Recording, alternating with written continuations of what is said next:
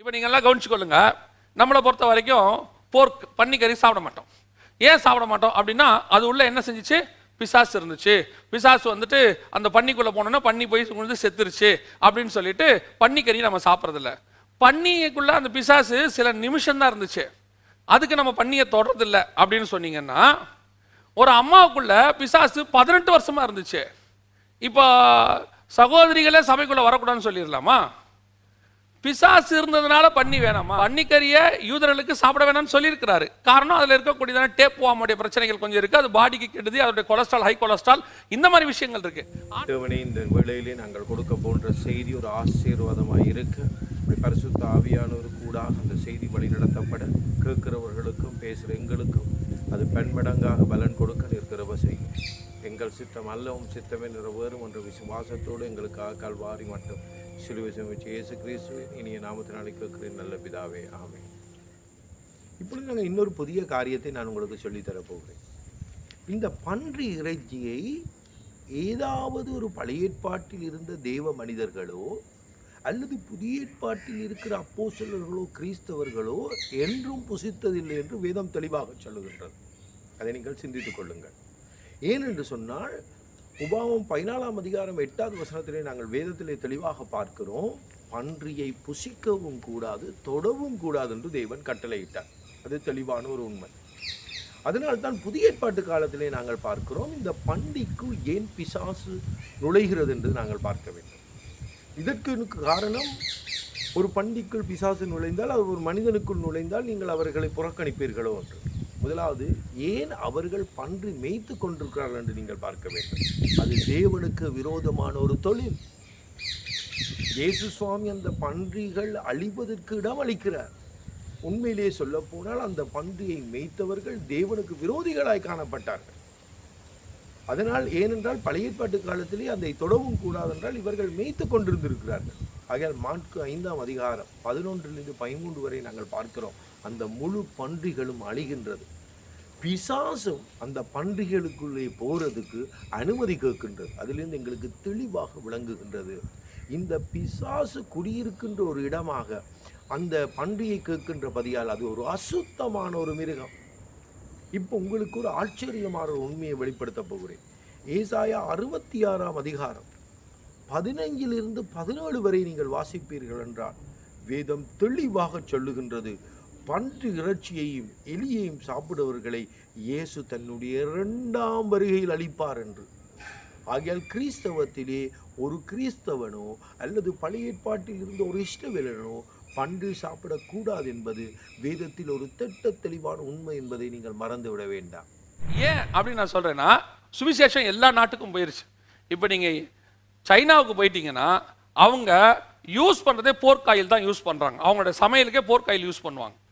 Germany மக்களுடைய national ஃபுட்டுன்னே நீங்க சொல்லலாம். எதுன்னு கேட்டால் போர்க். அவங்க போர்க் இல்லாமல் சாப்பிடவே மாட்டாங்க. இப்போ நம்ம என்ன செய்ய முடியும்? இப்போ நம்ம இந்தியாவிலே எடுத்துக்கொள்ளுங்க, நாகாலாந்து சைட்லலாம் நீங்கள் போயிட்டீங்கன்னு சொன்னால் அவங்க நாய் சாப்பிட்றவங்க இருக்கிறாங்க, பிலிப்பைன்ஸில் நாய்க்கறி சாப்பிட்றவங்க இருக்கிறாங்க. இப்போ நீங்கள் அவங்களுடைய உணவு பழக்கத்தை மாற்றுவீங்களா? இப்போ அவங்ககிட்ட போயிட்டு இல்லை நீங்கள் சாப்பிடக்கூடாதுன்னா அவன் காலமாக 100 வருஷமா 200 வருஷமா 300 வருஷமா சாப்பிட்டுட்டு இருக்கிறான்.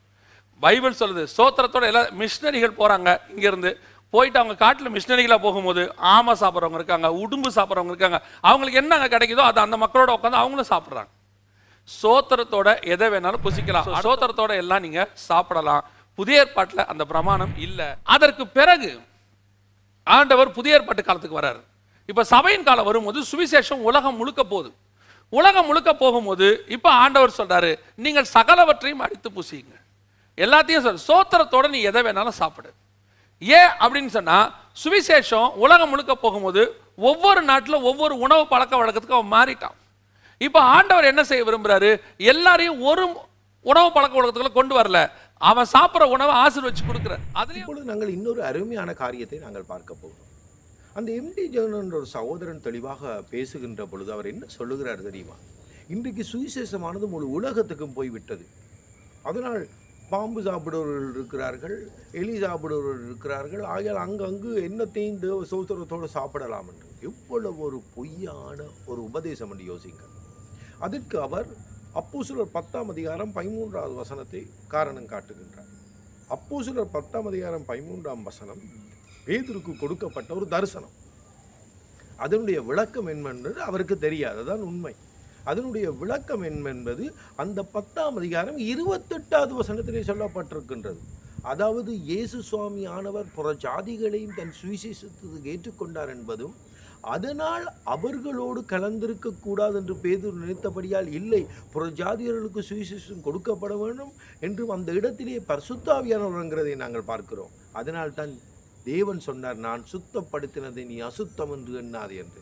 அதற்கும் சாப்பாட்டுக்கும் எந்த விதமான சம்பந்தம் இல்லை. ஆனால் அநேக கிறிஸ்தவர்கள் இந்த ஆழமான சத்தியத்தை புரியாதபடியால், வேதத்தை வாசிக்காதபடியால் பேதுருடைய தரிசனம் உணவை குறித்து எடுக்கிறார்கள். அது ஒரு பிழையான ஒரு உபதேசம் என்றால் நான் மீண்டும் சொல்லுகிறேன். 10ஆம் அதிகாரம் 28ஆம் வசனத்திலே பேதுரு சொல்றார், ஒரு மனிதனை அசுத்தவன் என்றும் தீட்டுள்ளவன் என்றும் எண்ணாதபடி தேவன் எனக்கு காண்பித்தார் என்று கூறுகிறார். ஆகல எவ்வளவு ஒரு தெளிவான உண்மை என்று யோசியுங்கள். அந்த வார்த்தையின்படி நாங்கள் எந்த மிருகத்தையும் தின்னலாம் என்று வேதம் எங்களுக்கு கற்பிக்கவில்லை.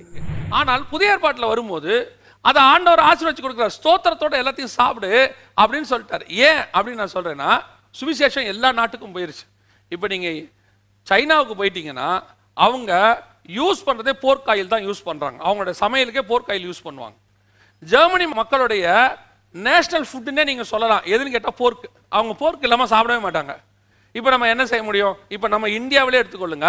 நாகாலாந்து சைட்லலாம் நீங்கள் போயிட்டீங்கன்னு சொன்னால் அவங்க நாய் சாப்பிட்றவங்க இருக்கிறாங்க. பிலிப்பைன்ஸில் நாய்க்கறி சாப்பிட்றவங்க இருக்கிறாங்க. இப்போ நீங்கள் அவனுடைய உணவு பழக்கத்தை மாற்றுவீங்களா? இப்போ அவங்ககிட்ட போயிட்டு இல்லை நீங்கள் சாப்பிடக்கூடாதுன்னா அவன் காலமாக 100 வருஷமா 200 வருஷமா 300 வருஷமா சாப்பிட்டுட்டு இருக்கிறான். பைபிள் சொல்லுது, ஸ்தோத்திரத்தோட எல்லா மிஷினரிகள் போகிறாங்க. இங்கேருந்து போயிட்டு அவங்க காட்டில் மிஷினரிகளாக போகும்போது ஆமை சாப்பிட்றவங்க இருக்காங்க, உடும்பு சாப்பிட்றவங்க இருக்காங்க. அவங்களுக்கு என்ன கிடைக்குதோ அதை அந்த மக்களோட உட்காந்து அவங்களும் சாப்பிட்றாங்க. ஸ்தோத்திரத்தோட எதை வேணாலும் புசிக்கலாம். அடுத்தவனுக்கு இன்னொரு காரியத்தை நாங்கள் வேதத்திலே பார்க்கிறோம். இது ஒரு அருமையான ஒரு காரியம். இன்றைக்கு சில ஊழியக்காரர்கள் தெளிவாக சொல்கிறார்கள், சுவிசேஷம் எல்லா நாடுகளுக்கும் போனபடியால் நாங்கள் எல்லா விதமான மாமிசத்தையும் சாப்பிடலாம் என்று. அது பொய். அதுக்கு காரணம் என்னவென்று சொன்னால், நீங்கள் பழைய ஏற்பாட்டு காலத்திலே தானியேல் 1ஆம் அதிகாரத்துக்கு கடந்து போங்கள். தானியேல் பாபிலோன் ராஜ்யத்திலே ஒரு அடிமையாக வாழுகின்றான். அந்த அடிமையாக வாழுகின்ற இந்த காலத்திலே விக்கிரகங்களுக்கு படைக்கப்பட்டது, தேவனுக்கு விரோதமான மாமிசம் அவனுக்கு உணவாக கொடுக்கப்படுகின்றது. ஒரு அடிமை. சிந்தியுங்கள், இன்று நாங்கள் வாழ்வது போல் இல்லை. அவன் அந்த ராஜ்யத்திலே அடிமையாக வாழுகின்றான். அப்பொழுது தானியேல் என்ன சொல்லுகின்றான்? 8வது வசனத்திலே அவன் சொல்லுகிறான், தன்னுடைய சரீரத்தை தான் தீட்டுப்படுத்தாதபடி அவன் தீர்மானித்துக் கொண்டு அந்த பிரதானிகளின் தலைவனிடத்தில் அவன் ஒரு கோரிக்கையை முன்வைக்கின்றான், எனக்கு மரக்கறிகளை மாத்திரம் தரும்படி. நன்றாக சிந்தித்து பாருங்கள். இன்றைக்கு ஊழியக்காரர்கள் சொல்லுகிறார்கள், உலகம் முழுவதும் எங்கள் ஊழியம் இருக்கின்றபடியால் நாங்கள் ஒவ்வொரு நாடுகளுக்கும் போகிறபடியால் எதையும் தின்னலாம் என்று. அடிமையாய் இருந்த தானியேலுடைய விசுவாசத்தை பாருங்கள். அவனும் அதை சாப்பிட்டு இருக்கலாமே, இது ஒரு சந்தர்ப்பம் என்று சொல்லி. ஆனால் அவன் தெளிவாக ஒரு முடிவை எடுத்தான். அதனால் வேதம் தெளிவாக சொல்லுகின்றது. இங்குதான் தேவனுடைய கிருபையை நாங்கள் பார்க்கிறோம்.